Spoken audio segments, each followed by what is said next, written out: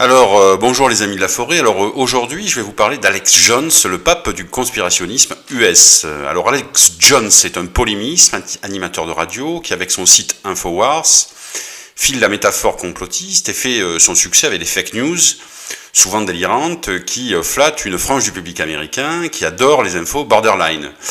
N'oublions pas que 12% des Américains pensent que Washington est dominé par les reptiliens. Donc il y a du fric à se faire sur la crédulité des Américains.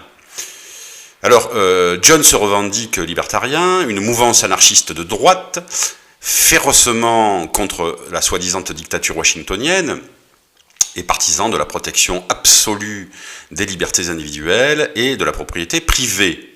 Alors ce positionnement politique plutôt à l'extrême droite peut expliquer ses prises de position pro-armes par exemple, et complotistes, puisque voyant dans le gouvernement américain le diable, évidemment, il voit dans tout ce qui se passe de mal dans le monde de la main invisible de la CIA ou du FBI qui incarne ce gouvernement américain. Alors, il a un show, le Alex Jones Show, qui connaît un succès assez important, et lors des dernières présidentielles, il avait soutenu Donald Trump contre Hillary Clinton. Alors, comme je l'ai déjà dit, Jones a fait son succès en filant la métaphore conspirationniste.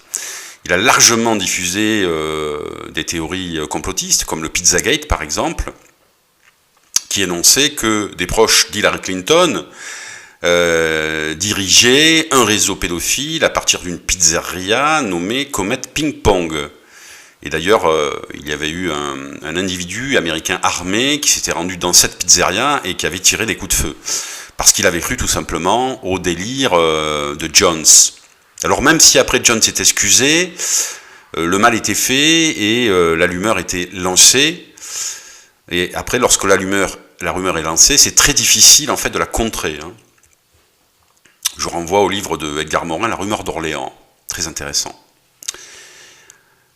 Mais le complot le plus délirant énoncé par John, c'est de penser que la tuerie de l'école de Sandy Hook, qui vit en décembre 2012, un jeune déséquilibré nommé Adam Lanza, tué 27 personnes, dont 20 enfants, était un montage en fait théâtral, fait par le FBI, avec des acteurs professionnels. Pire encore, dans son émission Alex Jones Show, il va inciter ses auditeurs à harceler les faux parents, des faux enfants morts dans le massacre. Or, si le premier amendement de la Constitution américaine permet une liberté d'expression totale, ce qui n'est pas le cas en France, je vous renvoie à la loi Guesso, il est interdit, comme dans tous les pays, d'inciter les citoyens à la violence, d'où le fait que Jones, en fait, ait été exclu dernièrement, début août, des grands réseaux sociaux pour incitation à la haine et à la violence, ce qui a mis Jones dans tous ses états, lui qui a crié encore une fois au complot. Alors à noter aussi que 6 parents d'enfants et d'éducateurs décédés lors de la tuerie de Sandy Hook ont porté plainte contre Jones pour diffamation.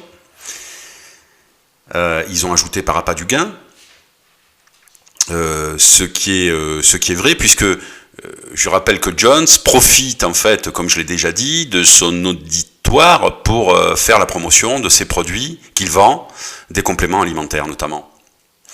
Et l'avocat de Jones, il me semble, a affirmé que, en fait, Jones, il fallait pas le prendre au sérieux. L'émission qu'il dirigeait était une émission entre le divertissement et l'information, et que, parfois, il disait des choses un petit peu farfelues, et qu'il ne fallait pas le prendre au sérieux. Donc vous voyez qu'à côté de Jones, Cyril Hanouna est un vrai intellectuel. Voilà, je vous remercie, à bientôt.